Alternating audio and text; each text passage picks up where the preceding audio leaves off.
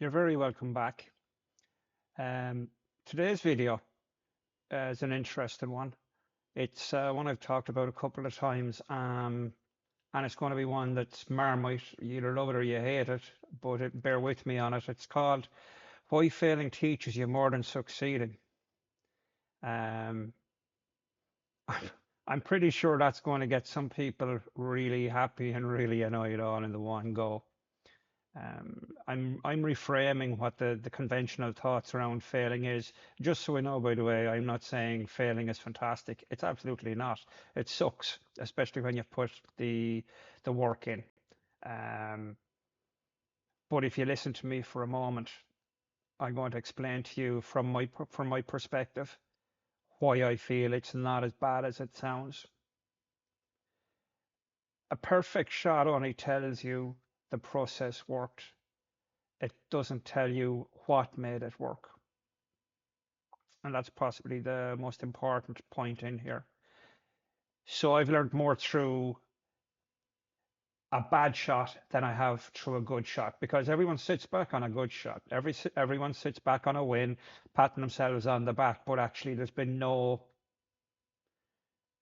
understanding, if that makes sense.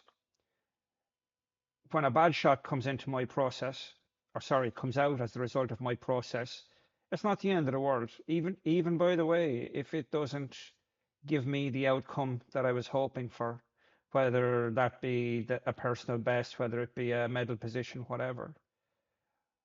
What it does do, it opens a discussion around what happened. There's very few discussions ever realistically take part or take place about what happened during a success because the rosy glasses are on. We did great. It's all, they're the glasses that are on. We're fantastic. We're brilliant. But that doesn't allow you investigate and analyze properly because the mind is not in the place of understanding. It's in a place of adoration, if you want.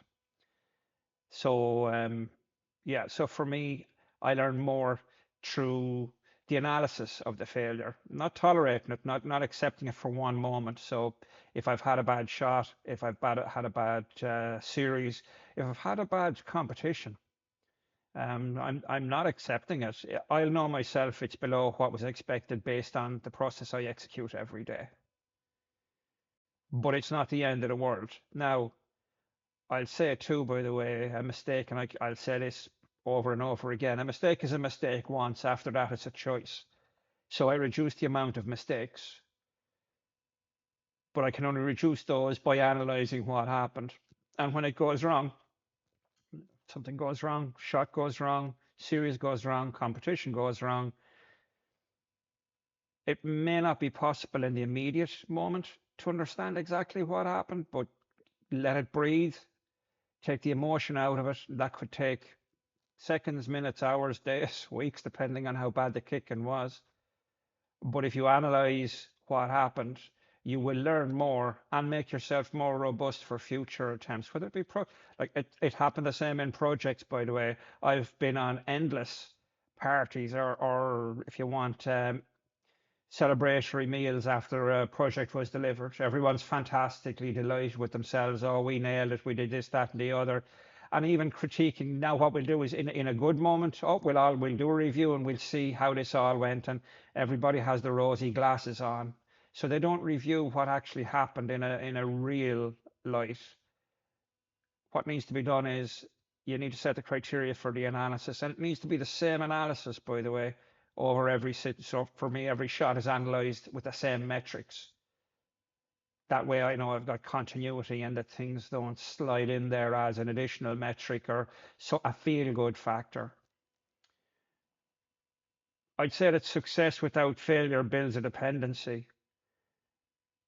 It's only through understanding what went wrong that you're going to understand the elements that need to be improved. It's not about beating yourself up. It's not about that. Um, that is absolutely not what it's about. However, you need to understand exactly what element failed, and then the plan needs to be put in place to remove that from the next process so that that's not a failure point.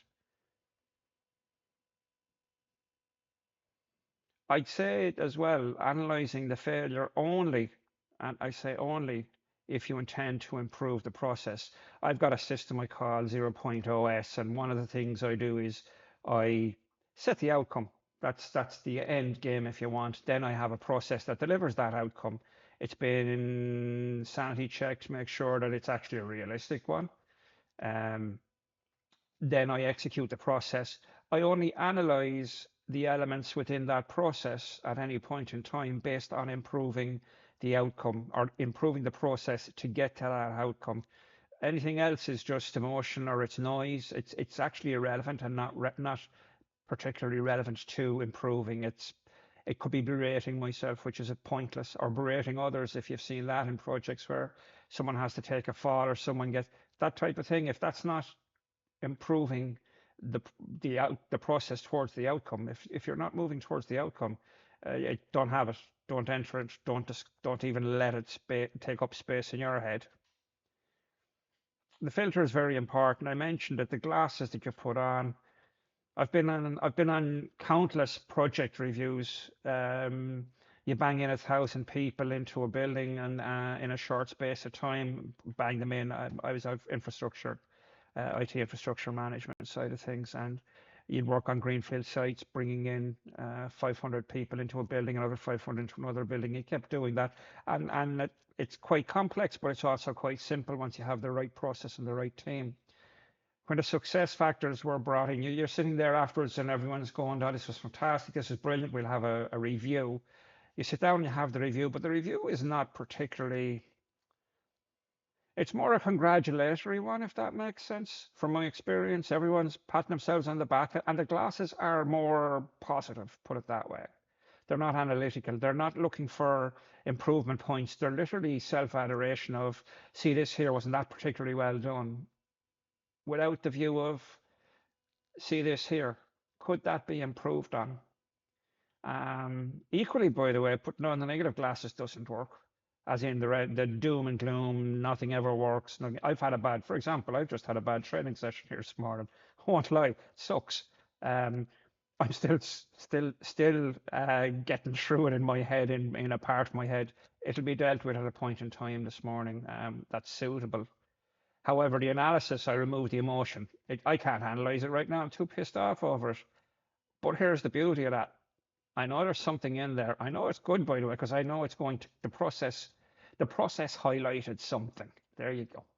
So the process I executed was a process I execute every day. When something went wrong in that process, I will analyze what went wrong in a very, very good way towards moving to a better solution, a better outcome.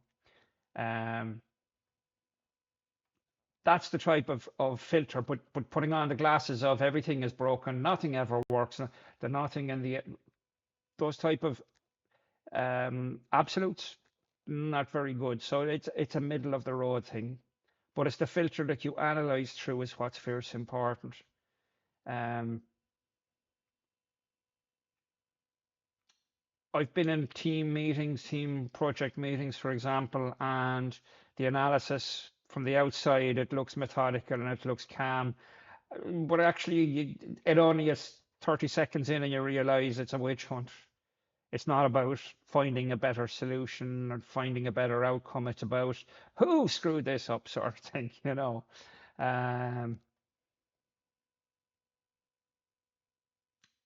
If it's focused on the outcome, and sometimes, by the way, there is someone responsible, but the meeting can't be about that. It can be about, for me, I take a bad shot. It has to be about what went into that shot, what deviated from the other shots, because the other shots were either good or they were bad. And actually, a positive on this was the training session was crap from start to finish, and my head wasn't in a place that I could analyze what was going on. So it wasn't it was particularly productive, but not particularly enjoyable, shall we say. And I need those the same way as the ones, I actually need those ones more than I need the ones where I'm pinging them in the center, the bullseye all the time. So that's, and it's no one else's fault. Here's the beauty of it. And if everyone sat around a table going, no one else here is responsible for anything that went wrong in a project, I'm responsible for the part I played, but I don't get to comment on someone else's part.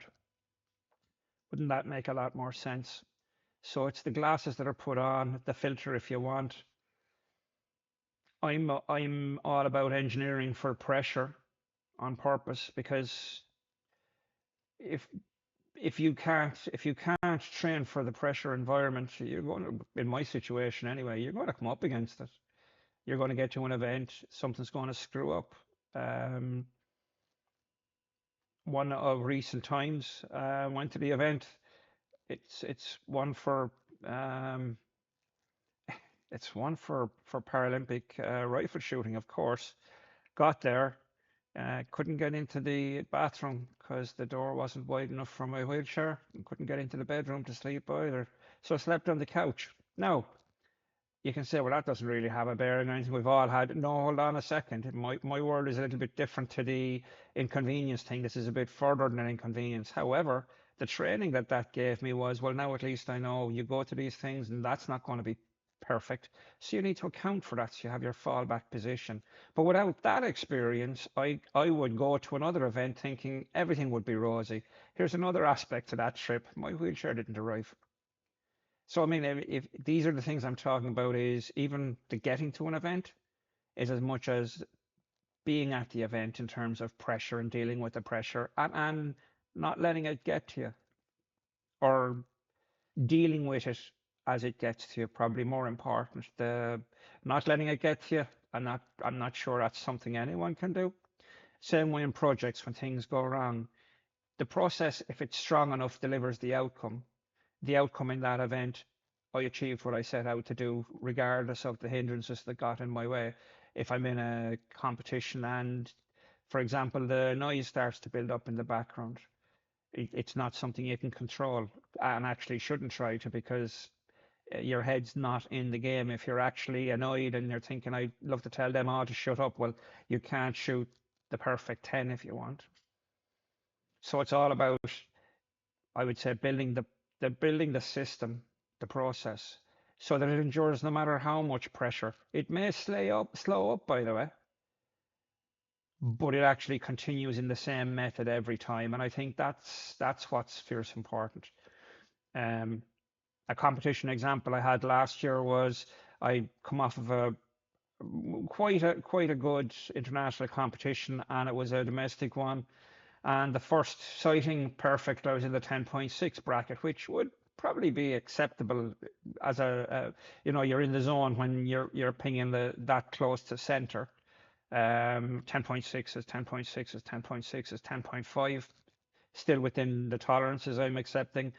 Setting up, start the competition. First one 10.6, second one at 10.2, next one at 9.8, next one at 9, and next one at 8. Now, in the middle of all that, I was readjusting sights to bring it back on, and it was deviating, but the analysis showed it was a vertical deviation. So it wasn't bouncing all over the place. Literally, it was something that was happening. Immediate thought was, air. Has the cylinder, is it leaking? Is it not full? Checked that it was. What it turned out was my stand had a technical failure. And with each shot, my stand lowered, which meant every shot was going lower and lower and lower. Now, that could get in your head and you start questioning and doubting everything, but the analysis is pretty good. It came down to, was I executing every shot process perfectly, or as close to perfect as I'm capable of doing? And the answer was yes. So now you can remove yourself from that. Now you're into, so what are the other factors? The rifle is pretty standard. The only thing you could end up with is, well, maybe the sights were failing, but that wasn't a factor. They were checked. And then immediately I went, because it's air rifle I was competing in that day, I analyzed it very quickly. Just went, no, this is, there's plenty of air there. Now, I had filled beforehand, but that's not to say there couldn't have been something else there. And then when I looked, I realized the stand had slowly started to drop. Now, you could go into your head and start bringing in a whole load of factors, but the analysis was simple enough. Is the process holding up? And then once the process was holding up, what were the factors that could influence it? So it was not paralysis by analysis, that lovely phrase, or analysis with paralysis. Um, it was a very methodical approach to it. The focus wasn't on beating myself up ever. It wasn't about berating myself, no more than elevating myself with the 10.6s. So it was literally down to something else had got into the loop, and it was up to me to figure it out. And I'm pretty good at figuring these things out. What I would suggest is during the analysis of, we'll call it failure, in that, by the way, just so you know, in the middle of all that, once I solidified the stand situation, I started to shoot perfectly again, and my series came up exactly where they should be, with actually one of my best series ever. So that analysis, it didn't, my process doesn't allow for all this emotion and noise to get in there, therefore it wasn't in there. But the analysis was based on improvement, nothing else. It wasn't about, oh, this always happens to me, or oh, we always get here and suddenly. So what I'd say is, if you're going to analyze a failure, make sure that the analysis is aimed at improvement, nothing else. And if the outcome doesn't improve, if the answer to the outcome of the analysis, if it doesn't help you improve, you're not analyzing it with the right way. And don't bother, stop, because you're just going to kill yourself. I would say that average measures the amount of effort that's put in, but the high level measures the improvement. So for me, everyone at the top level is working really hard. But the amount of time you put in is not relevant to improvement unless the measures that are in there are focused on improvement. Just putting an hour of time in could be doing an hour of time on something else. If your focus is on improving yourself or improving the system or the project or the business or whatever, that's where time is well spent. Be effective, I'd say, not be busy. And again, I'd say that in my situation, a good score only tells me that the process worked. When I examine failure, it tells me what actually it was made of. Thank you.